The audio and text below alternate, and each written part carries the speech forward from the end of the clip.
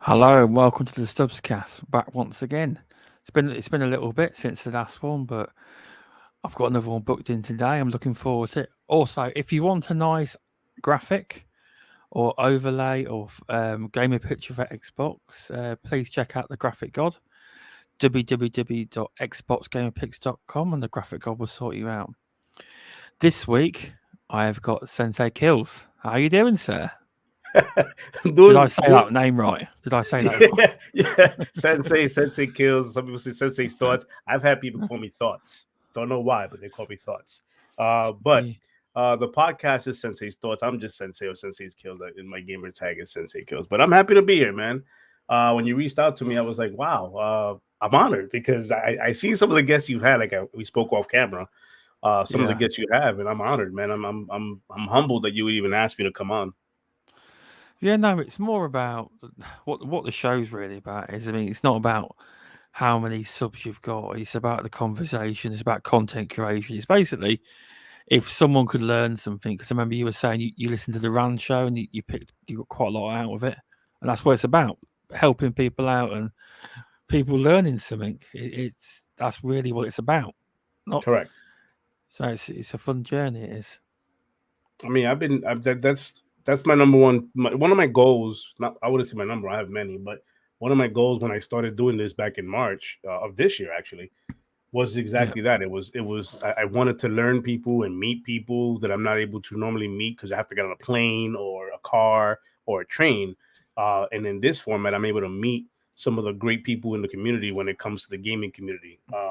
And when I started this, that's been my mantra from the beginning. It's like I want to meet people. I want to get to say hi to them and see where they're at with their headspace and gaming and where they see gaming going and that kind of stuff. And learn at the same time because we can't grow. This is another thing I say: we cannot grow at all if we're not teaching each other anything. So if I know something, I pay it forward. The moment I don't pay that forward and I don't teach that out, my growth is stunted. A lot of people don't think that way. No, I fully agree with you. It's a learning process. It is. Yeah, just do some shout outs. Welcome to the Indie Gamer. Welcome to Indeed. Masuko, the Illusion Man. How you doing? And as you're in the chat, this is a thing I do in my midweek gaming in the week. And welcome SenseiK1lls. I always because my panel in chat and I've made it a thing now. I just Yeah. if they're in chat, I just mention them. I do. It is, but yeah. So we'll start at the beginning. When did you get into gaming? Was it like at a younger age? Woo, gaming. I'm gonna review. I've revealed my age before, but for those who have not, I'm 43 years of age. Okay, So fair I've enough. been gaming since the Atari ColecoVision era back then. Uh, More than 30 years of Nice. gaming. It's one of those things where I'm a kid from I'm a young man. Let me say young man. I'm a young man from New York. I'm from the Bronx. If for those who don't know what the Bronx is, Nice. in the 80s. Growing up in that era, it was really rough. Um, Okay. and there was a lot of stuff that goes on in that area, crime and all that kind of stuff. So as a kid, Yeah.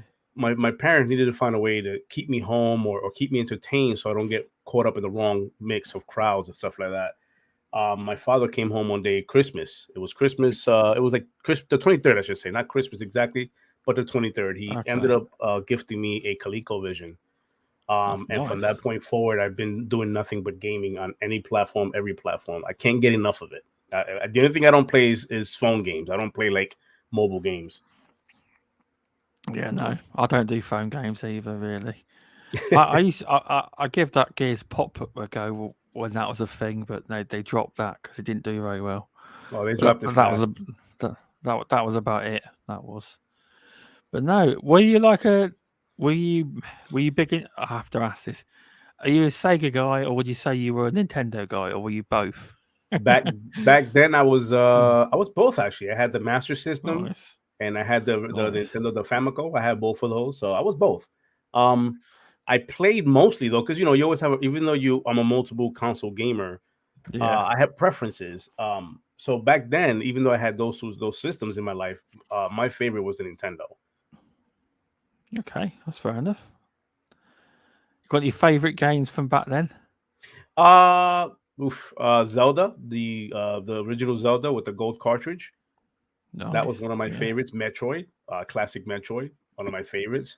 On the Sega, but more further along, on like the Genesis side of things, when they came out with Genesis, Oh my thing yes, on that was amazing. Ultra Beast. Ultra Beast was always my favorite title on the Sega Genesis.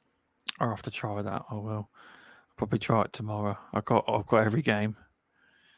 Uh, I've got a cartridge. Not saying how, but it's got every game on it.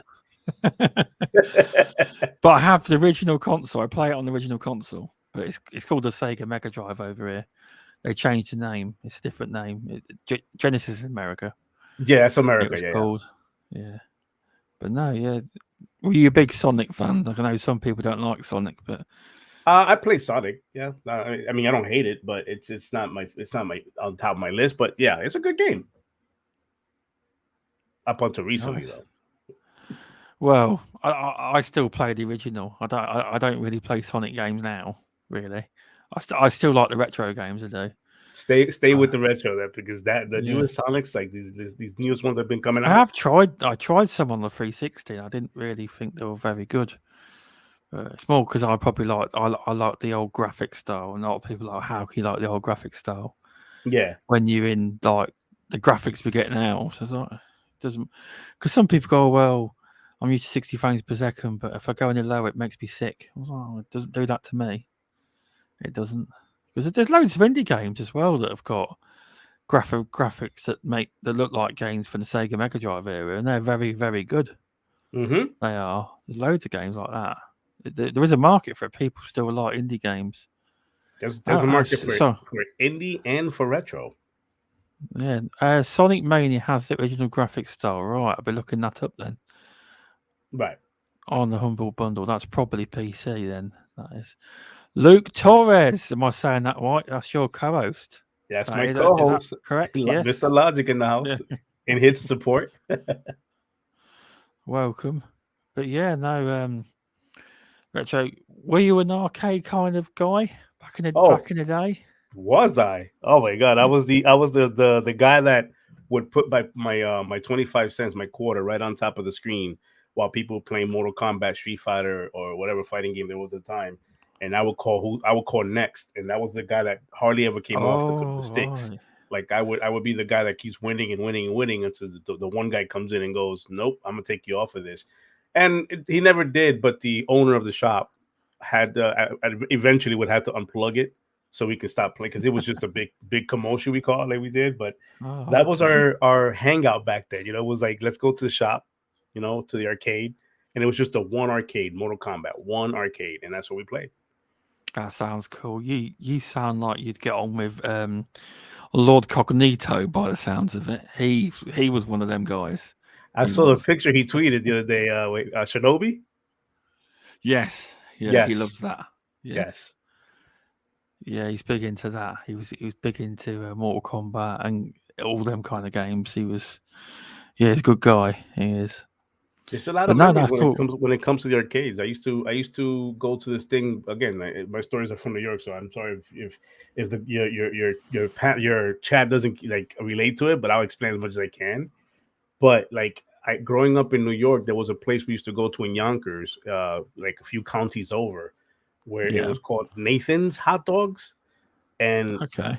it was like a huge Nathan's restaurant kind of thing. And in the front, they had all the food side of thing with the sitting down and everything. But in the back Yeah. area, they had the arcade room. And all you would do in there is like it was like heaven to a gamer. You would open the doors and you would hear the sounds of arcades going off. And Nice. it's like going to an amusement park. You don't know which one to hit first. You want to play all of them at once. And they had all kinds of games. So arcades to me is a foundation. One of the like it's part of my foundation of being a gamer growing up. That's cool. So yeah, Lord Cognito is actually from New York as well. So Yes, I would imagine he'd know this, a lot of the places you're talking about. He would.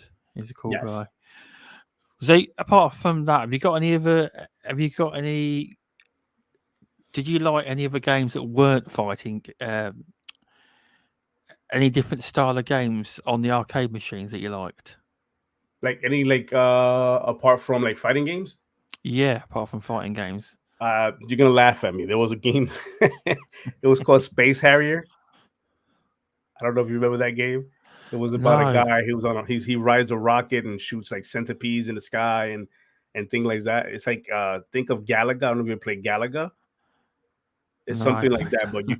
it was one of those first 3D games that you would play where Okay, your character's on a rocket and you're flying across screen. That was different yeah, because in the arcade version of that, you literally got on a piece of plastic that was shaped like a rocket, and you would that was your joystick. That was what you play with in the game. So it was the first time I felt immersed. Like I was as a gamer, I was placed into a game. It felt like I was in that world. So other than fighting games, that would be another one I played. that's cool. The indie gamer knows what you're talking about. His Space Yes. Harrier was awesome. He had it on the Atari ST. He did. See, in the gamer knows. See, yeah, yeah. That's cool. That's really cool. So, so obviously, you've been gaming quite a long time. Have you? Have you? There's been a lot of changes over the years, hasn't there? It's like Oh, you move yeah. from like having a like a cartridge to a CD to downloads now. Because if you'd have said to me, like even you, 15 years ago, would you have thought, oh, in 15 years' time, I'll be downloading all my games? There'll be a service like Game Pass. I would have laughed at you if you'd have said to me, all the games would be download, and I would have thought, no, no chance on earth. There's been so many changes in gaming though. PC, yeah, it's been a big. Downloading's been a big thing for quite a while. But as for downloading on consoles, it's becoming the norm now. Would you say that's the biggest change, or in gaming, or would you say it's just one of them? Because it's been big. It's been it's I mean, quite a few changes. there's been a few major changes, but as far as changing the culture of gaming, the digital side of things has been a big part of that. And I'm with you. I was one of the being that I've been gaming for so long. I was one of those that when I was playing on my 360 and my OG Xbox, it was one of those more so 360 where the digital started coming in where you could download games in that era towards the end of the Xbox 360 era, and then the Xbox One. I myself personally Yeah. didn't get into digital gaming downloading exclusively till late Xbox One cycle. But when you Okay. talked about that back in 360 era, I looked at you like you had three eyes. I would not like. I would look at you and go, "What do you mean? This is not possible. You don't mean? I mean, I'm not gonna stand in a line anymore to midnight launch and get my games. Am I not gonna get them shipped to me? Am I not gonna have a physical copy where I can see an instruction manual? Like, how does that sounds crazy? Why would you even think that? And here we are 15, 20 years later, and we're sitting here going, everything's digital now. It is. Yeah. Everything's It, digital. it, it is so crazy because you're right. Like, because I used to love Gears of War on the 360 and bought it on disc, and the only thing that I thought was normal when you obviously bought some DLC for the game with the game, and that was normal. But that That was yeah, yeah, yeah. But I think what that helped me was. with that is that this is weird, but for my the way I wrapped my head around that is that DLC, digital, content. I kind of they sold it that way anyway, that it's digital, so it kind of was easier transition into that side. The physical copy itself though was weird because remember now, we come from an era. I come from an era where games like Metal Gear Solid back in days were put on multiple disc. It wasn't on one Yes, disc; I it was remember that. multiple discs. Yeah. So I've always thought, how are they going to put that on a digital? Like, how are they going to make it digital that way? That's too big of like a lot of information, a lot of data. And then you got Blu-ray that came out, and Sony started doing the Blu-ray thing. So, and then the way they Yes. market that was it holds more data, more information, more memory in the CDs. And I'm going, oh, good. And that's where I thought it was going, bigger, different, like Blu-ray, red ray, or whatever the next thing was. That's where I Yeah. thought it was going. But no, we hear digital and now I exclusively download everything on digital. Yeah, that's cool. 'Cause it's a thing I never thought. I think Game Pass has made things like Game Passes. I'm not saying it exclusively, but it has helped ease a lot of people, and especially myself, because it's made the decision easier. I'm not see. It depends because it's a hard one because I walked into a game shop the other day, well, last week, and I actually seen that second-hand games are cheap. Like I Mm-hmm. see this game £15, and I thought, now I'll buy it on digital. I went home, and it was 50 quid. So I'm not buying it now. I wish I'd bought it on disc. Right. But my Series X hasn't had a disc in it yet. I haven't actually put a disc in it, so I don't actually know if the disc drive works. I haven't tried it. I haven't. So it might work, but if it don't work, I'm not sending it back. No chance. Do you know what I mean? I'm, Most I'm likely it does afraid. work. I'm afraid to pop in a disc up. I haven't done it either. I'm afraid to pop one No, and thinking it's gonna I spit had it a back few out at people me. telling me their disc drive didn't work and they had to send it back. I was like, I wouldn't send mine back. I'll just leave it. I was like, no way, I'm because just afraid it's gonna spit it back at me. yeah, exactly. What is this There's, rubbish? there's a question here from the Illusion Man. I would like to know if Sensei has any physical games, or has he got rid of? I think he means Oh, I have you see. got rid of them all, like 360 games, or he holding any Actually, particular games as a collector? And same question for me.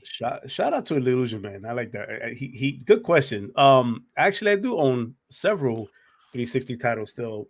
Have not yet popped them in my Xbox Series X. Because of what I just said before this, Yeah, which I'm afraid is going to spit exactly. it out. But I do have like Gears of War, COD games on that. Like all those Nice. like original games that came out for the Xbox, like Alan Wake. Like I got a bunch of those physical copies still stored away. I'm just afraid to pop him in. It's one of those things. Like if I feel like playing it again, I probably wouldn't buy. Like Alan Wake Remastered came out, I probably would just go ahead and pop in the disc to play Alan Wake if I wanted to play that again. I played that game religiously when it came out, and then a remaster just brought it up to date. But I don't want to play it again. But if I had the notion to play it, I'll just pop it in. But yes, Illusion, I still do have a bunch of 360 games I have there. I was one of those collectors too, so I had my co-host has the Halo Master Chief helmet from the collector's edition back in the days.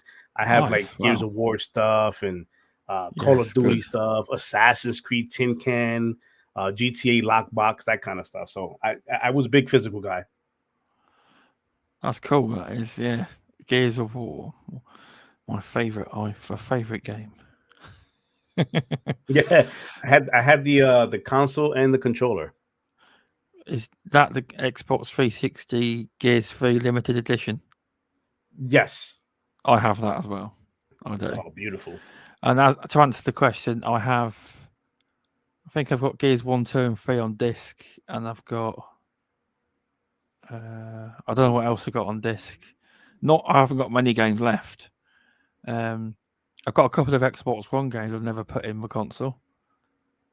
Sunset Overdrive I had, Titanfall 2, because that game's been given away at shops. Like I got a copy of it for £3, brand new, ages ago. They're like, they couldn't give the game away quick enough. Yeah. Titanfall 2, yeah, and I I think and if they Gears can come 4. if they can come up with a way where we can maybe rip those games into the console itself and just keep it there without having to use the disc again, that'd be good. Yeah, I can't see that happening. Can you? I can't. Well, it was. Yeah, I I can't mean, see at them that point, doing I that. would just install them into my hard drive if I don't need a disc again, and just have it and actually play it like that. But putting in a disc and I don't. It just seems, again, we talk about this 15, 20 years ago. Did we think this way? And I said no. But now, 20 years later, I'm thinking I just don't see myself ever playing a physical disc. Or I don't. I'm seeing myself in the other perspective, like the other side of that. It was like, why would you put a disc in your? Because right now, digital, and I say this. Let me explain. Digital for me has had a lot of benefits in my household. I have a son who's now 19 years old, going on 20 next month. He plays Xbox. He has a Series X himself, Nice. and the digital side of things, the benefit there that physical won't do for me is game sharing. So if he buys a game or I buy a game, since we're sharing our accounts, we're sharing our games, we're able to just pay one time and we both play the content. That is very So good. there's a benefit to that. And then as far as the disc goes, I was doing physical until I think it was the Xbox One era when they mentioned you no longer play off disc. You have to download it into your hard drive, even if you purchase the disc, the physical copy. And Yeah, that was you a turn do. off for me. It was like, what's the point? I'm doing that with digital anyways. Just go all digital, you know. And then now with quick resume and all that, digital is just more and more of a value for me than a physical disc. With now when you talk about quick resume and all that stuff. So Yeah, no, I fully agree with that. I do. Um, yeah, digital. Yes, it's just. I got a tip for you. I've been told this. If you ever have to contact customer support, do not I tell had them you use Game Share. do Don't do not tell that. them. Yeah, don't tell them because I know somebody that did, and customer support said it's against terms of service. So don't tell them you do it. The customer support suggested that that's against the terms of service, Hmm. and then they asked him again, "Do you really do this?" And then he said, "No, I was joking." I would. It's I why was they gonna don't say advertise. I would have to look into that because there's a lot of us Yeah. game sharing in the world. Oh, I know there is. I know there is. Somebody suggested it. I don't know if it's true or not true. Well, But I if it don't is think true, Xbox really. I don't think Xbox cares really. well, if You it is know. true, exactly. I don't think Xbox. I think Yeah. Xbox turns a blind eye to that stuff because they do have many people purchasing and playing that way. At this point, if they were to Exactly. say TOS has been broken, you would have to take off a lot of gamers from your ecosystem. Oh no, too many, too many. Welcome, Jubei Sensei. Thanks Hey, for I got a little stopping in. sensei in the chat. And I don't know what this that guy P Money try and ban me. That's LOL. money. That's one of my gaming circle friends. He's here to support y'all. Oh, right. And he writes, Thanks for "Try and stopping ban in. me." That's the saying we have in our gaming sessions. If you want, I've got some mods there. Do you want to be banned? I can arrange it.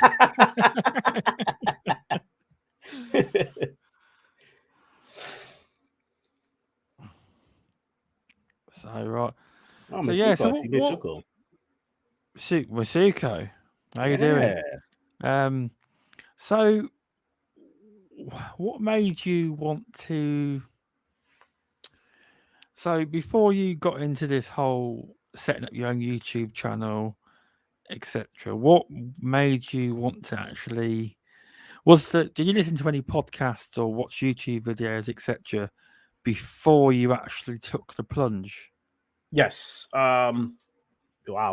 This has been embedded in me for quite some time. Never, but the thing is, I never had the, I would say, courage to Okay. take the Yeah. leap of faith into doing this kind of content space. But I would back, I mean, for years. I've been listening to many different people, Dashy gamers, the usual suspects. The recently Deller, and Yeah. that guy people knows about him. We always talk about that guy Deller. But as far as podcasting goes, I've been listening to Colt for a while and Dealer for a while, like in the gaming space. Larry Nice. Herb, for a very long time. I think he was my first ever gaming podcast that I listened to and subscribed to was Larry Herb's. Um, but as far as me getting into the content creating, it's always been in me.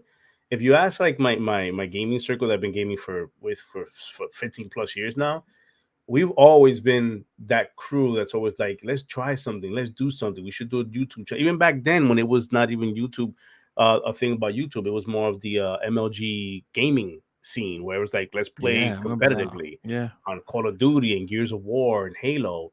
Even back then, we was like, let's do something with YouTube, but we never really took the plunge. And I think it's all, I believe in like I sound corny here, but like destiny, where when something's not right at the moment, it's just not right at the moment, you know. Okay. Um, but over the years, I've tried, even with the Xbox One, I have content that I've shared on my podcast a couple of weeks ago, where it shows me early on doing things with the Connect. You know, doing videos with the Connect and the Upload Studio. By the way, if Microsoft, you're listening, I miss. Can you bring back Upload Studio, please? Um, Upload Yeah, Studio was a tool. I Oh, don't think that's coming back. I think I it's died a know. death now. I That I think. hear that I hold Yeah. that near and dear to my heart because Upload Studio to me was my beginnings. It was like I used to use that camera, the Connect camera, and the Upload Studio to record games and clips. And remember, back then clips used to go a lot longer. You can record longer, so you could do longer session of clips, and then I would like narrate them or put myself on camera and do that. So I was always doing little things like that. And I've had a YouTube channel for like since 2012, for a very long time. I had a YouTube channel, but never really did much with it. And then the pandemic came around, Yeah. and Okay. I don't see that as a good thing. Sorry, it probably came No, off it's like not. No, it's it not a probably good came thing. off like I was But chipper. No, I, no. The no, pandemic came I know. around, I and at the understand. time, yeah, at the time I was working in the offices at my job. Um, I was a trainer, corporate trainer. And then this pandemic happened. The company had never done something work from home. They never done work from home related things ever. So we all like learned something from that, switching from offices to the house, and we working from home. And now we roll around March, a whole year after the pandemic already started, March of this year, because it started last year, 2020. We went home March Yeah, it did. 2020. Yeah. March of this year, I started going, you know what?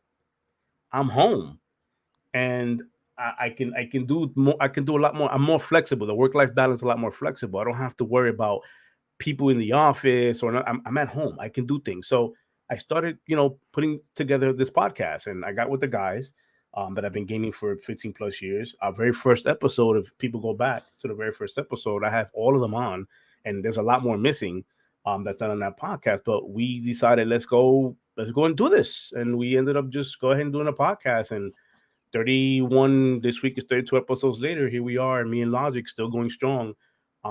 And we love it. I mean, it's one of those things where gaming is in our DNA, and we just love talking gaming. You can't stop us from talking gaming.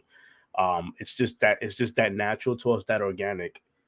So that's how, me becoming a podcaster or content creator, quote unquote, that's how it came about. I've always been wanting to do it. I just now took the leap of faith at 43 years of age. So if you guys are out there listening and you guys are been thinking about content creating, you won't know if it works until you try it. No, it's true. I mean, until you try it, you don't know. It's like with your Sunday podcast. That is a very that's me the way it is. I obviously I host a show where I've got quite a big panel, but I do enjoy shows where there's just two people sitting down and talking, and it seems to me I'm probably got it. Have you ever met your co-host? Because the way you talk, it's like you guys have been mates for years, and you like live round the corner from each other. It's like two best friends talking. It I have is. a It's what it is. It's what it sounds like. You're just It gonna put does. me in the spot. No, I'm smiling and laughing at this moment because I've mentioned this before on a pod, but it's everybody. Every time I say it, people are surprised by it. Or we say it, I should say. Logic and I, my co-host, we have never ever met Oh, a that's day in our interesting lives. because Never. you act like And you have. it's Like, not lack for not trying. It's just we have never met due to circumstances at the time of us meeting. Like I live in Florida now. I don't live in New York anymore. I've been in Florida for 20 okay, plus years. He still nice. lives up north, but at one point or another, either he moved out from New York and was somewhere else, like in Vegas, where he lived there. Then I went up to New York. He wasn't there no more. Then I came back to Florida. He went to New York. So it was always one of those things. And then we decided we have to like say hi to each other one of these days. And then the pandemic happened. Um, the relationship we have comes across as we are brothers and we live across we live with each other in the house, or he lives across the street. It seems that way because we've known each other in the gaming world for about 15 plus years. There's a lot that we have been through, as any family member does, ups and downs Yeah, with arguments and fights and discussions. None of which ends up in not us talking again, because we understand each other, that at the end of the day, as we want to get our point of views across, and we have to discuss that because that's what grown men do. But over the course, that's how a relationship became about. It grew from that. And I actually asked him, hey man, would you be willing to do this consistently with me every Sunday? I can't do this by myself. And I don't think I ever finished that sentence. And he says, hell yeah, I'll do it. yeah. No, it's good. It's good. It's a good story. It's because it offers. I do like it when it's like the podcast, but it seems like there's two good friends, and it's just them, and like obviously it's a gaming podcast, but I do like the fact that you start talking about I'll say American football, but you guys just call it football. Right. and things like that. And I love to hear about it. It's you're not so serious where you're 100% on topic all the time. It's good. It is offers a bit of variety. It does. That's our that's the first thing we, I mean, we spoke about how we're going to do this podcast. We didn't even have to, I don't think we properly ever sat down and said, hey, how is our content going to be, what are we going to deliver. It was more so of, if we were to put our any of our party chat conversations on a podcast, it'll just, it'll ride, right? A lot of people will gravitate to that. I didn't believe it, and then I said, let's do it. So a lot of what we do out every Sunday is exactly that. We start off the pod, um, just with conversation. How's your week? How's it? Even though we may or may not play on the party chat every now and again, but how was your week as far as not just gaming, but your sporting week or your life or that kind of stuff. Like we want to make sure that we keep it as authentic to us as possible when it comes to our podcast. At the Yeah. same time, whoever comes into our podcast to listen in, you feel welcomed. It feels like home. You're not coming into a podcast to just listen and not say a word. We encourage you to speak and chat and ask questions and whatever it is. That's the environment we like building in our podcast. Yeah, no, it's a very. I'm new to listening to the show, but I was recommended it by because I started noticing you pop into Xbox Live Party podcast, and then Yes, that's how the we met. Ginner, Yeah. yeah, the Ginner was talking, and then I started looking at your channel, and I listened to the Ginner's interview on there. That was very so more of a conversation. It was your creator corner show, which is Yes. quite a good show. That is. Oh, I appreciate that. Yeah, yeah. It's a bit different because it's more like a half hour fun like talk. But obviously you've extended that for this week's show. You somehow got Tim Dog on. You did. Congratulations on that. You did. Appreciate that. That was Yeah. we spoke offline about this, but Yeah. that was a shot in the dark. This is testament to, if you have not tried it, don't shoot it down. If you have not tried It's it, try true. it. You cannot know what's going on until you try it. That's a testament to that, man. I sat here one day and I was like this was set up like a couple of weeks ago. Yeah. And I said, you know what, I'm gonna go ahead and chat or DM Tim, see if he reply, because I've done this before. I've privately messaged others before. Now I won't mention names, but I've done that before, and I've getting no response. Don't They're worry. busy. They're It very happens to busy. me as well. By the way, it Yeah, well, happens they're to me. busy. They have a It busy does schedule, exactly. and they, like we said offline, they may have Yeah. hundreds of DMs to go through. So I already had this in mind when I Exactly. when I messaged Tim Dog, and I opened up the messaging with the longest paragraph ever. After I send it, I'm going, oh god, what did I just do? I sound like a fanboy here. But like pretty much the gist of it was me, saying, hey, I have a small channel. My name is this. I co-host with this person, and this is my content. Here's my content. I send them a link, and here's another one. And before I knew it, I'm going, oh crap! I sent him so much. He's not gonna respond to this stuff. He's gonna think I'm a like fanatic. And then he replies back. He goes, "Sure, man. I've been hearing about you, and I've been watching. I was gonna watch a couple of your podcasts, but you seem like a cool guy. Let's do this." And I says, "Wait, you don't No, want to see it's my good. content? You don't want to review it first before you jump on?" He goes, "No, you already seen a cool guy, man." I'm like, "Okay." Yeah. So we set it up that way, and sure enough, man, he came into the pod. We had a good conversation before we even started. It was really good. Um, and he's from New York too, so we related to that, and the teams we watch with sports and gaming and all that stuff. So once I hit record, the Yeah. conversation just became so organic, and it was just two guys talking. And I loved it. You did the coffee test. You're you did, like, yes, I did the play coffee coffee. test. You were You like, gotta say coffee. If you're from New York, you can't say coffee. There's something wrong. exactly. I love it. we I we do. call those frauds. If you can't say You were like, coffee, you've got to yeah. say coffee first to prove it. You were like, So yeah, so no, that's how that came about. But grateful to that man. Grateful and humbled that he would say yes to my little show. I mean, it's and not only that, I didn't ask for any of this, but he's been retweeting, and we talked about he's doing a 50,000. Once he hits 50,000 followers, he's gonna do an Xbox Series X giveaway. And yeah, I didn't realize he was gonna tie that into what we're doing Got to over be here and careful with what. that, though, isn't he? He has to be very Yeah, careful yeah, about but how he does it. it's pretty insane that It I went is. from crap, I don't think this guy is gonna answer me to we are now like literally texting each other and talking things, and I'm like, wow, this is pretty neat, you It is know? geek because like Indie Gamer was saying, like he said, wait, you go back up the chat. He was saying it's the best. Where are we? If you go down the chat, that's the way to do it. You got to like Oh yes, obviously yes, yes. I build, see that. try and build up a rapport. It's like if you like a certain creator, show up in their shows, comment on their videos, like get the messaging flow, and then you can Yeah. sometimes get some of the bigger like Tim. You can get them to come on these shows because it's like when I had Dealer on the Subscast. I mean, I had far less subs than what I've got now, and he agreed to come on. So sometimes they will come on if they can.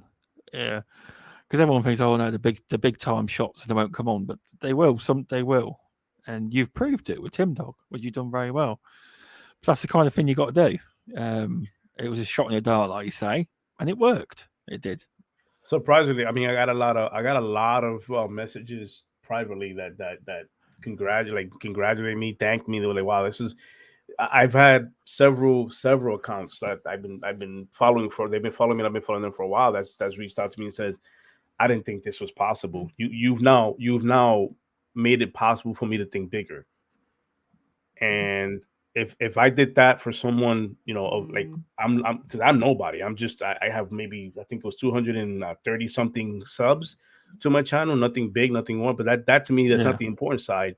The important thing to me is that if they reach out, if people are reaching out to me telling me, hey, I now can do this because you did it, and I can follow suit to that.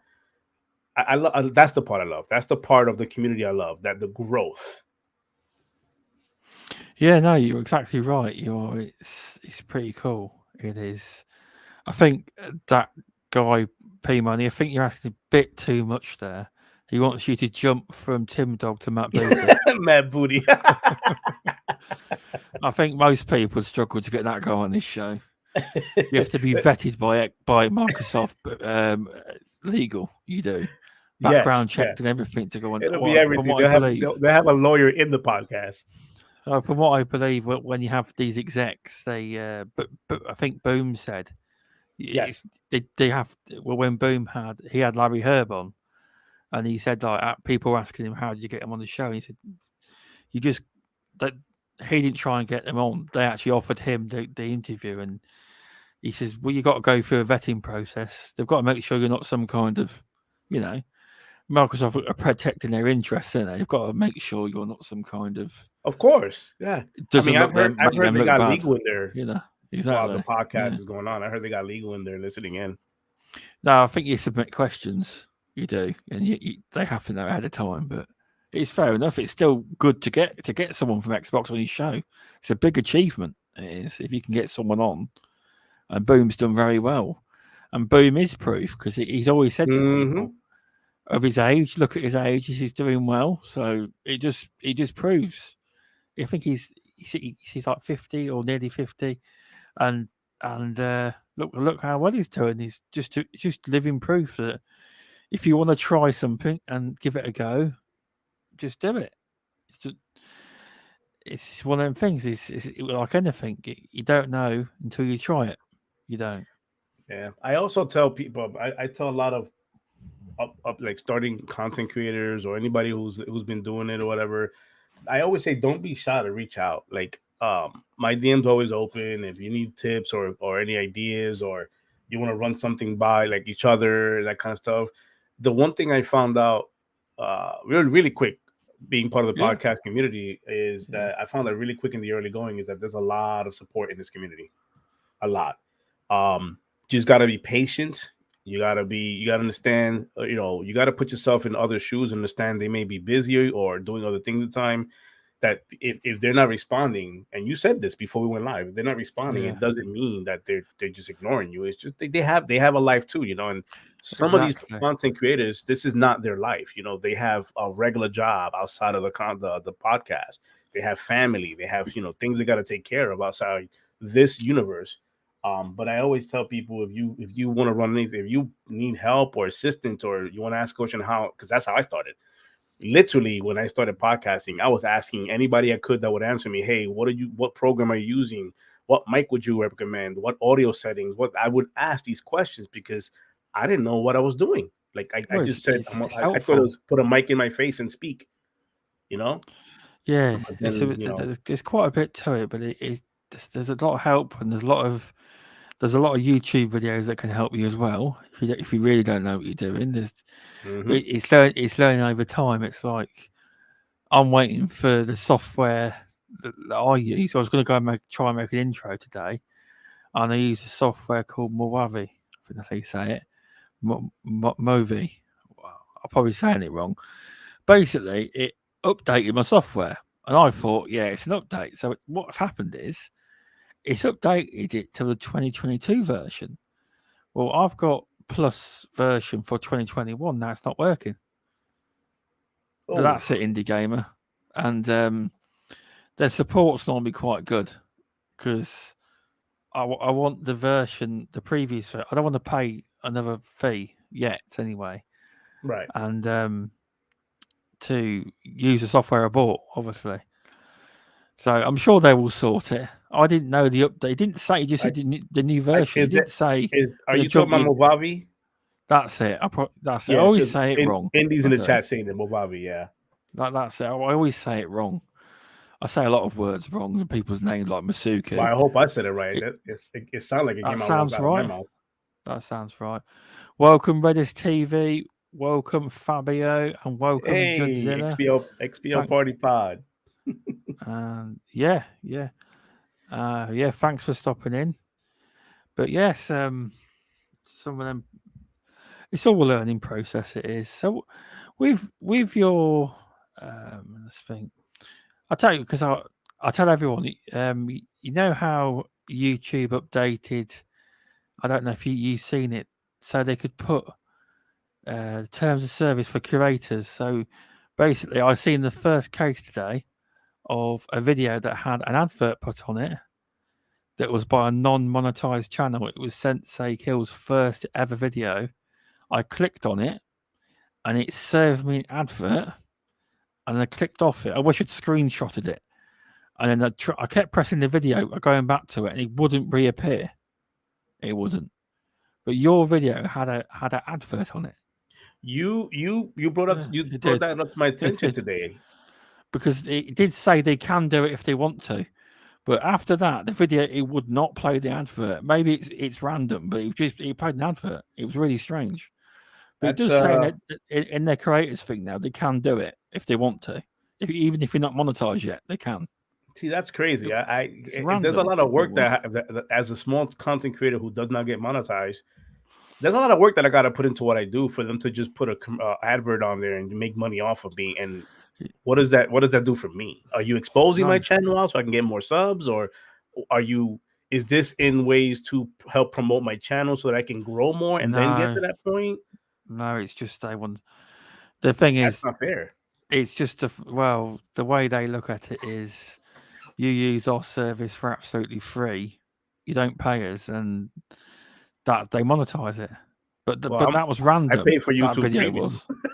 Oh, you do you? Oh, okay, Yeah. fair So enough. yeah, I don't have YouTube for free. I pay for it. Oh, but yeah, no, it's just the first case I've ever seen of it I've never ever. like when you showed me, I was But like, it's. wow, really? I wish I'd screenshotted it with the advert in the video. I didn't grab it quick enough. I just clicked off it. I thought nothing of it. I thought, hang on a minute, I just skipped a video for this.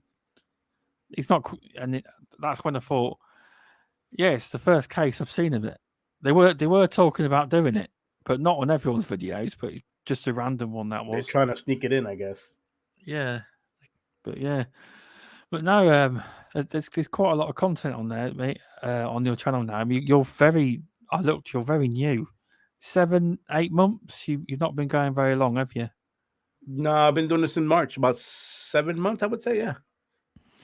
Yeah, there's you try and do some YouTube shorts as well. They're quite good. They are. Yeah, I'm But dabbling a little bit of everything. YouTube Shorts and my live nice. podcast on Sundays. Yeah. But Redders will be not Redders. the Gino would be happy because he kept saying every time I made a YouTube short, I would hit the minimum of 1.5k views, and I made one that failed. I made me playing Circuit Superstars, and it got like 34 views. So I messaged him saying it I failed. It I did. tell you, the YouTube Shorts algorithm is very weird.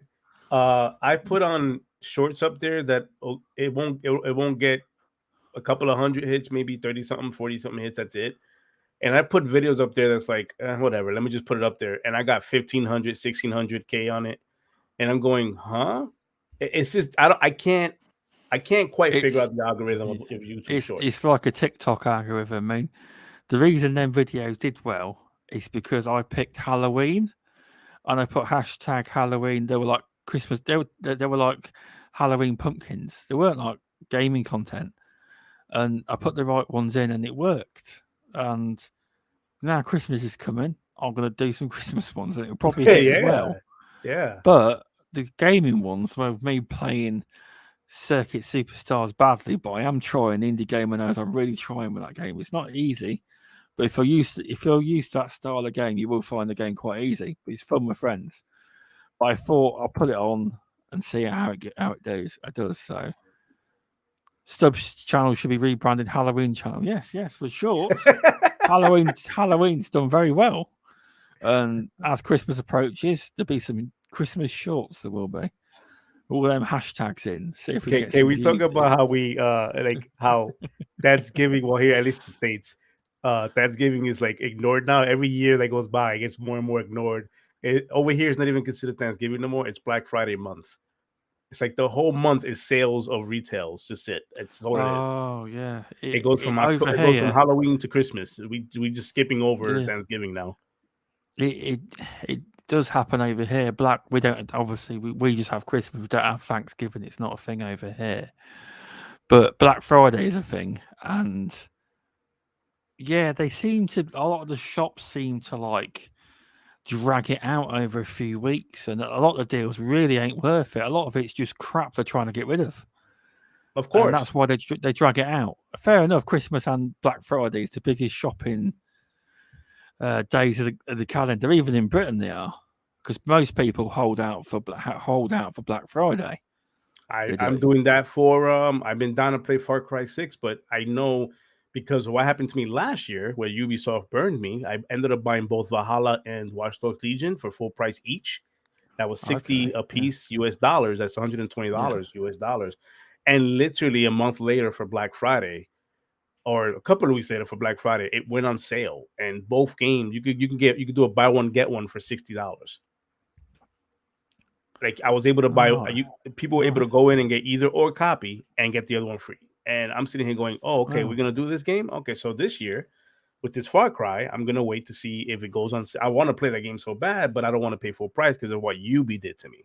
So I'm going. Oh, I'm I gonna agree. wait. Yeah. I'm gonna wait, see what Yeah. I get.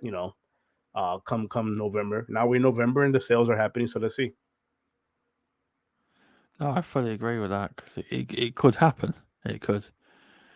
It's like last year I bought for Black Friday. I bought an Xbox One S digital, £100. Now, Mm. not knowing that the Xbox Series X was going to come out, but Oh it's only wow. £100. My because I had an Xbox One uh, original fat original old one, Yeah, yeah, yeah. so I used that. But it's in my son's room now, so it doesn't really The matter. VCR. Yeah, the VCR edition. Yeah, I could actually just go and test a lot of these games. They say I might install Halo Infinite on it or Forza and see how they actually run on the VCR.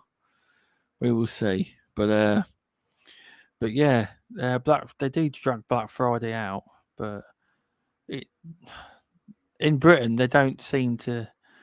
The deals are either really good or really bad. It depends what you're looking for, really.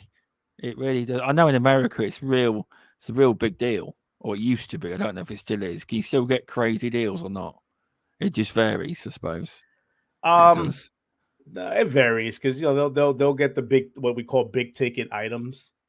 Yeah. And it when they like say a TV, an OLED television, it'll be a big ticket item that'll go on sale. They'll take maybe $100 off of the original price, but then they won't have as many of them. They'll have like maybe five of those in stock, and they'll hold the rest back, all that so they can create what they call a doorbuster moment, where they have Okay. people line up in the front of the store waiting for the time to open up that store, and then they And they all got rush in two. there stampeding.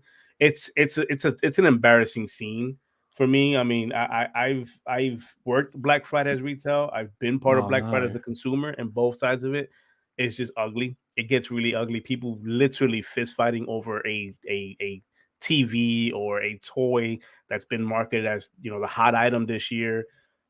It's really it's hard to see and sad to see. People have gotten hurt, like seriously Oh injured, yeah. and gone to the hospital because of a TV they wanted so bad.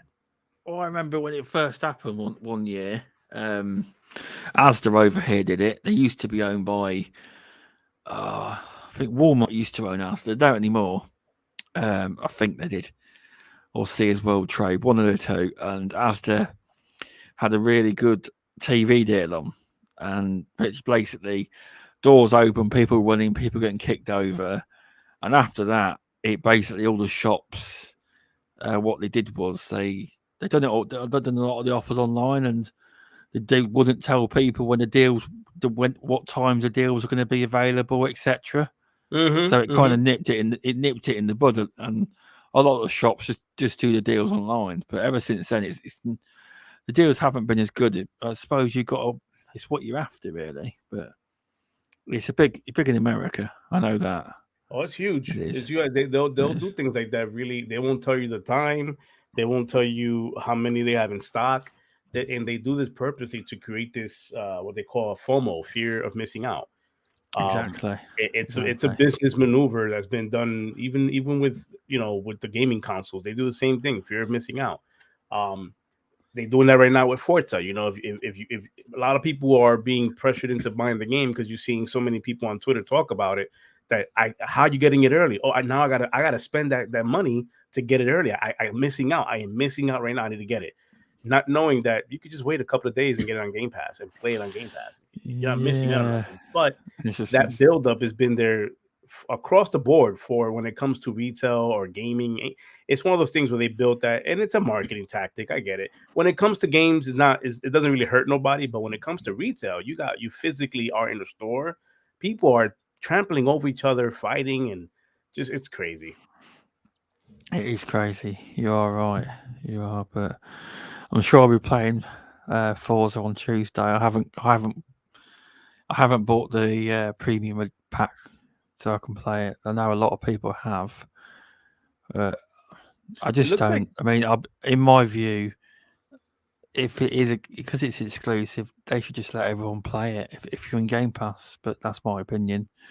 The game's ready, just let people play it. But I know they've sold it as a package with all the cars, and when you look at all the cars and what you get, etc., it is value for money. But at the moment, people are buying it because they don't want to be left out of the part. the Everyone's FOMO. playing Yeah, Forza, yeah, yeah. so they're just buying it. So that's my thing. And who knows? They could do It's this for Halo. I I want to be don't part know. of the experience. I don't want to miss out on it. Yeah, I don't want to be on the outside of things. It's the no, thought it's process true. that goes behind buying this. But look, when they mentioned Game Pass a long time ago and how that was going to work Yeah, with day and date, I've been yeah, as I mentioned at the top of the show, I've been in this thing for so long. I've been gaming for so long that intuition kind of builds up. And I saw where this was going. When it comes to first party games, they still gonna try to sell you the games. And how can they oh do that? yeah, They have to yeah, build something on it. So this thing with Forza being sold with the upgrade from the Game Pass $45 or the Ultimate Edition for 100, yeah. that was bound to happen. It's gonna happen with Halo. It's It gonna will. happen Yeah, with any other first person titles down the line when it comes to Microsoft. They still, I mean, Game Pass, you got to think of it this way. And a lot of Xbox gamers may hate me for saying this, but as good as Game Pass is, it's still a supplemental. It's supplemental to your gaming, is what I want to say.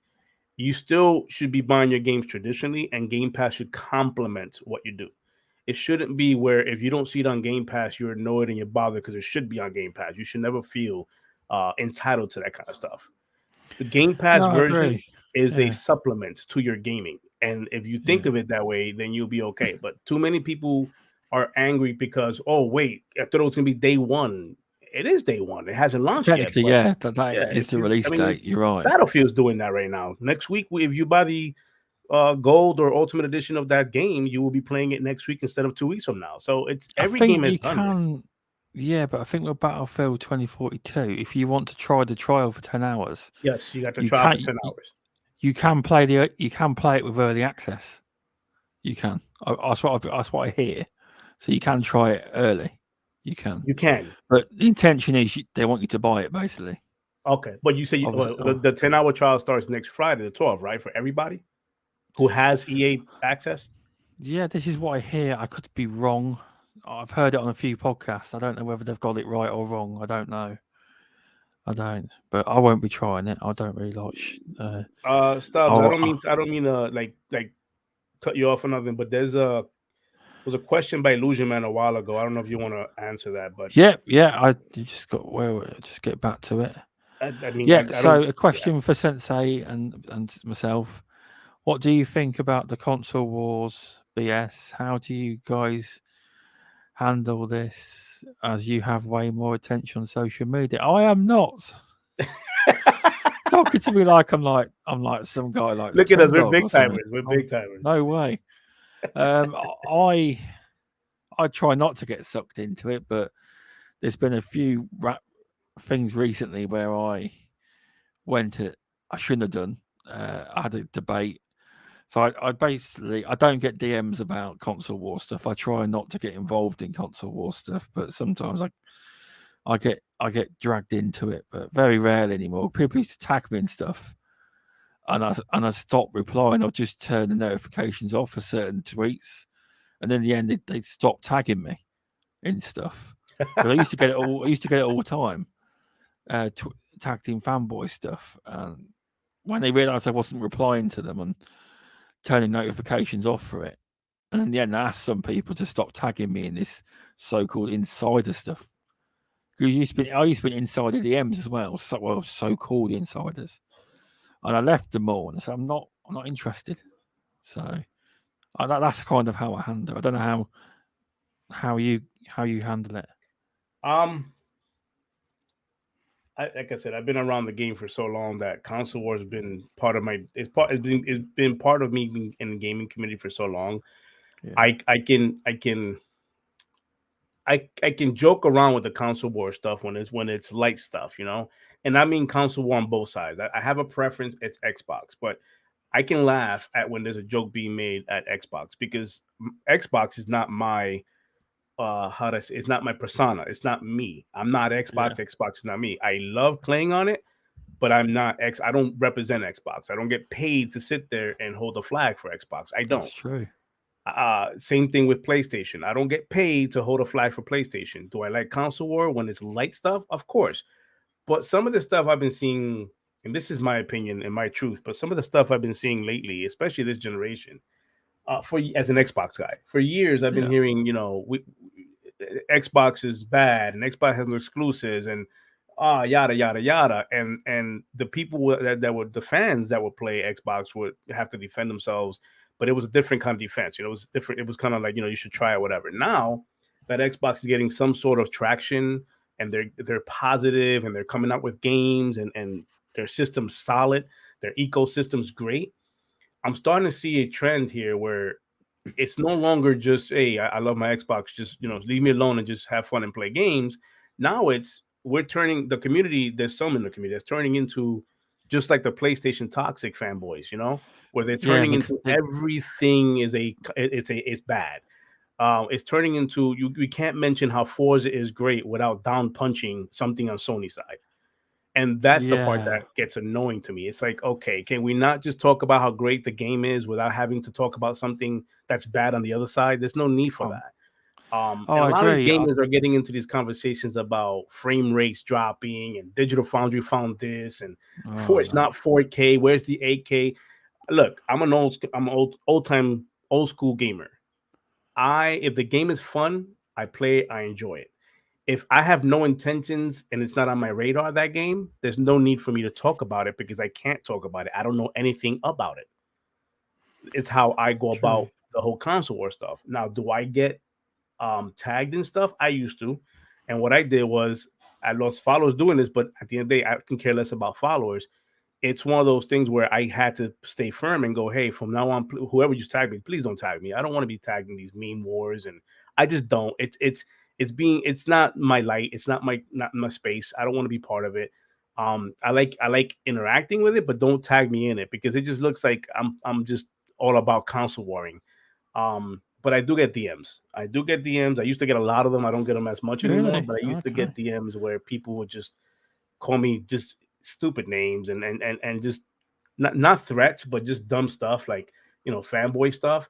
And what I try to explain to people is, I'm a gamer at the end of the day. I'm a fan of Xbox, not a fanboy, because I can sit here and criticize Xbox just like I can Sony, PlayStation, just like I can the Nintendo, the PC. I can criticize everything and be okay with it, and still at the end of the day turn on my Xbox and play my preferred console. It's okay. Microsoft is not going to kick you off the ecosystem because you said, Forza has something wrong with it I don't like, or the the recording on Xbox is lousy. They're not going to kick you off the ecosystem because of that. It's providing feedback, and that feedback over the years is what got us to where we're at right now with these new Xboxes. So as far as console wars, I think lately it's been lame. It's been really, really lame.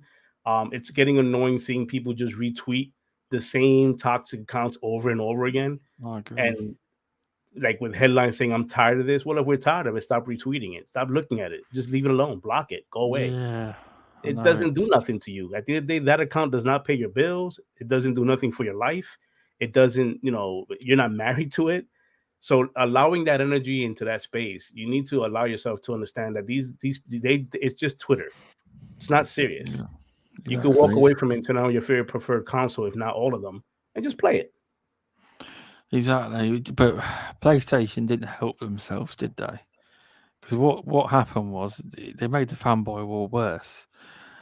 The first day you could play Forza Horizon 5, they happened to release a little video about the next Gran Turismo. So all the fanboys started, and I don't know why they thought it was a clever idea to do it, but that got them going. A little trailer about taking photographs in Gran Turismo. That was all it was, and that started them. But yeah, you are right. Just focus on the games in general. Focus That's on all. games. That's all that matters. It does. It just gets old. It It really does get does. old really Yeah. fast. Like I said, it just get old really fast.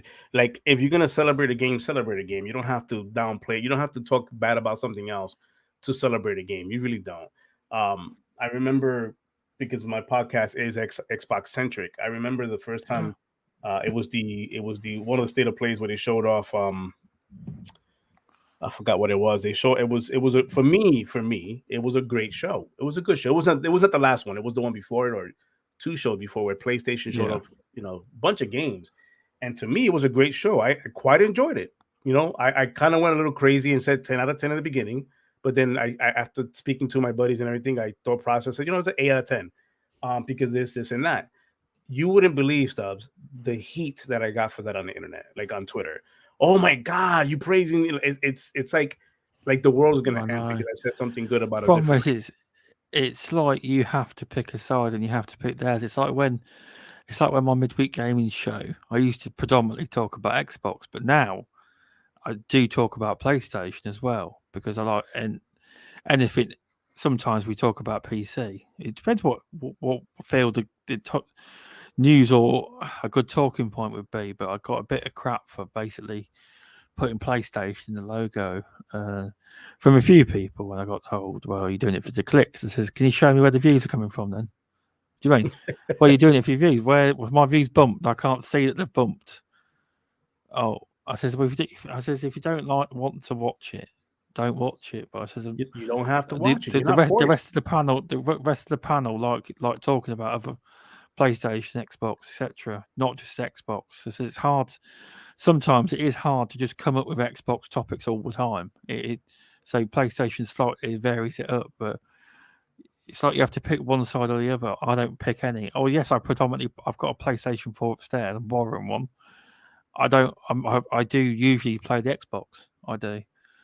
but it's annoying. It's like you have to pick one side or the other. But just people focus on games, there won't be a problem. I do try and stay off Twitter, but it's a bit of addiction. Twitter is. That's the Oh problem. no, it's for me. It It's a is. full on addiction. Twitter's my Yeah. addiction. Like I sit there and I just laugh because some of these takes are very cringy. And it's like it's the same people retweeting and tweeting the same exact toxic accounts, and they're still talking about it. And then if that's not good enough for them, they end up in Twitter Spaces for 6 hours talking about each other. And it's like, whoa, what's going on I here? Like, know. are you not playing video Yeah. games? Like, you taking it from a Twitter wall into a Twitter space, and now you want to hear people talk about it. And I've seen people share these things, and sometimes they're Oh, not Twitter nice. They're not Spaces. nice. I don't care how grown men these people think they are. If you're talking over each other, you're yelling at each other, and you're calling each other names, at that point, it is no longer a conversation or discussion. It's true. It's a childish rant. It's all it is. It's true. It is true. Welcome, UK Dazarus. I see you, VJ. How you doing? It's one of my co-hosts, VJ. He's on my midweek gaming podcast. Hey VJ, He's he said. I like what he said. He said most people on Twitter are too clever by half. Yeah, yeah. if you ever hear Correct. VJ speak, he's very well spoken. If you give him a topic, he will go and dig deep, and he'll come at you with analytical on. He's very thorough when he Very talks thorough. about a subject. Yes, he's on a Boom show as well on Fridays. Breakfast with Boom. He's very thorough, VJ. Very good co-host he is, and also welcome to Examatos. That's Hamilton's he's on ex Twitter. But Hamatos. Forged by Fallout or from Fallout. Okay, Sorry. Yeah. thanks for stopping in. But yes, yeah, that's that question answered. But where would you like to see your channel going? Because I do know you, like myself, you put your podcasts onto Spotify, Apple, Google Podcast, etc. Via Anchor, I Yeah. presume, because it's free. Where would you like to see that go, and where would you like to see your channel go in the future? Wow. Nobody's ever asked me that. Not even my Oh, co-host. okay, okay. You're right. I do have my podcast. Any new episode I do on Sundays, I have them uploaded, and they go ready to listen to on Wednesdays on all your favorite listening platforms. But where do I see my podcast going? Well, I don't. I'm guilty for not having a future vision like that. I Fair enough. mainly week to week, me and Logic will get together and we'll just talk about, and what to improve on, what to get better on, what we can add and take away. And if you watch from the beginning of our shows all the way on to the latest episode, you see very subtle changes in our channel, whether it be a thumbnail, whether it be a background, a wallpaper, music. Um, we are pretty much doing what we can now as far as what we can tweak and what we can do, and then go from there. What like when it comes to bigger growth and monetizing and being commercial and that kind of stuff, those are things that I always say are a byproduct of any good work that you're passionate about, that you're doing, of any good work you put in. That's the bonus. If I do get monetized in the future, if I become that channel, if I get picked up by some, miraculously by some, let's say Spotify. I've said this once before. Spotify, if you're listening, my phone's not ringing yet, but hopefully Yeah, Spotify can call me. yeah, But Joe Rogan deal.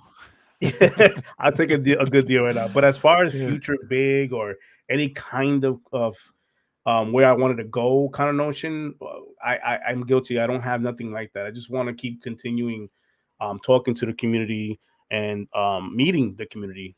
Those are my two big things. My two big pillars are talking to them and meeting them, and to know that our show, Sensei's Thoughts Podcast, is not a console war show. Even though we Xbox centric, we talk Xbox. We are not gonna, kill you with 2 hours of console war nonsense. We're just not. It's gonna be straight Xbox, celebrating Xbox. And if there's something going on with Xbox, we'll talk about that as well. Not in a negative light, but we'll talk about what needs to be improved. And we talk about PlayStation. We talk about every now and again. We talk about sports. We do things like that. But we don't see ourselves like in the future going, we're big time now. We don't see that at all. If it gets there, that's because it's a byproduct of the good work we put in, of the passion. Because at the end of the day, we both said this, and I'll say this on your show. At the end of the day, if this becomes a job, if it feels like a job, we're both quitting. It's just not. It's not gonna work. Yeah, because it changes when you get to that level. It, it's fun, but I don't think people realise. I've spoken to YouTubers that do it for a job before, and people don't realise how it's different. It's like if it is your actual job, you have to make it. You have to hit them views. You have to hit that watch time, and it's Correct. more pressure focused. So it becomes a really hard. It's it changes completely. But you are right. If it becomes a job, it's It is. very few people get to that level anyway. They do, but It starts yeah, from, because the thing is, when you start anything in life, anything, you have to have a foundation at the beginning of where you want it to go. As long as that foundation built on humbleness and realistic views, then you're good to go. But if you're gonna start something, anything in life, start it off with, I want to be big. When I get to that point, it's you're always gonna be working against yourself, because you're you thinking, are. I gotta hit a certain amount of views, I gotta hit a certain amount of hours, I gotta have this person on my show to interview, I gotta have guests on my show. Like, it's always gonna be that, and never about the content that you want to put out that comes from the heart, in my opinion. So yeah, I mean, I'm guilty of looking at views and numbers like that, but as you know, Yeah, as you my channel, shouldn't. I have to look at it every now and again, because I But do. But Logic yeah, is a really good like, he's a good person. He's the one that always yanks me back and go, bro, relax, it'll be okay. Let's keep consistency going. That's another thing, consistency. Be consistent in what you do and keep it going. Eventually, everything will fall into place. Those who want to be around will be around. Those who don't want to be around will show their colors eventually. But just keep the consistency going, and everything else will fall into place. yeah, no, that's great advice. That is because numbers, as indie gamer will tell you, he's over 2,000 subscribers now. He's doing very good, a very good channel, and he's always told me numbers will drive you crazy. You got to have the passion to do videos, podcasting, whatever your content is. If you haven't got the passion, because you wouldn't believe how many kids actually believe that they can like make a video and become like a ninja overnight. They don't realise the actual realities of being a YouTuber and the work that has to go into it. If you're very lucky to go viral with a crappy video, but numbers will drive you crazy, and Is that a you was got that a pun, very. was that pun intended? Crappy video. No, it wasn't actually, but no, but no, I do know someone who thought that. Oh, can you help so and so with YouTube? I says he's got to do a lot more than that. He's got some Fortnite clips. No, you need more than that. A lot of Mhm. people. That's what kids think. You see, but welcome, Prophet. Thanks for stopping in. But yeah, no, it's Good day, folks. it, Let me ask you, you, Stubbs, if you don't mind me asking you a yeah, question. yeah. Do you Go on then. watch your own content? Hmm. Do you mean like do I watch podcasts back? Right. Like, Being for fo- instance, like, for what I do, like I'll give you an example. Like, after I do my live session, or I record anything for the channel, I tend to view it over, and not just for post editing, but just to see where I can improve on, where I went wrong, false information, or do you just let it ride and just, once you do it, and put it on there, whatever happens, happens. yes. I have recently because I wanted to hear because Indie Game has been telling me I should. He's a good friend of mine. I get a lot of advice off him, and he said you should listen to it back every so often. You don't have to listen to the whole conversation, just skip it to see how you feel. But in general, I don't. I will just go with it, go with the flow. I will and upload it naturally. But in reality, I should listen back to them. But when I make videos, I say when I make videos because I don't make them very often. I plan to. I have intentions to, but don't often happen. Obviously, when you make a video, you've got to cut it, edit it, etc. I do listen to them back over and over and over for mistakes, etc. But listening back, it sounds weird listening to your own voice as well. I'm still not used to it. It's weird. It Listen, is. I only ask because the reason I ask, kind of a loaded question. The reason I ask is because I do listen to my content back, but I thought I was being weird Okay. doing that. Like I've asked others this before, and they go, "No, who does that?" And I'm saying, "Go, am I weird for doing Yeah. that?" But then I No, start thinking, I'm going, "But if y- you don't listen to your own content, how do you improve? yeah, How do it's you get? true. How do you know what you messed I've. up, or you can get better?" It is true. I really should listen to it back more often. I mean, I haven't. I have recently because obviously I got a new microphone and that, and I noticed the bump in audio quality is much better than before. But yeah, I'm more used to listening to it now. I do listen to the podcast midweek gaming. I never listen to my midweek gaming show back, but these shows I do listen back to them. I do. Um, Well, th- I mean, this, quick confession. I've listened to yeah, Tim Dog's interview about eight times now, but I'm gonna go on number 9 tonight. Like yeah, I just keep but no, listening to it. It's weird. it does make total sense what you're saying. I should listen to my content more often. Back, I might listen to a midweek gaming back now. Now you've said that, you are right. I could improve that way as well. Never thought of that, but Indie Gamer does mention it as well, so you really should just to check it every so often. But yeah, I call it a temperature check. When yeah, you check Indie in on your Gamer own says content. okay, so that's quite a bit. LOL, the ninth time.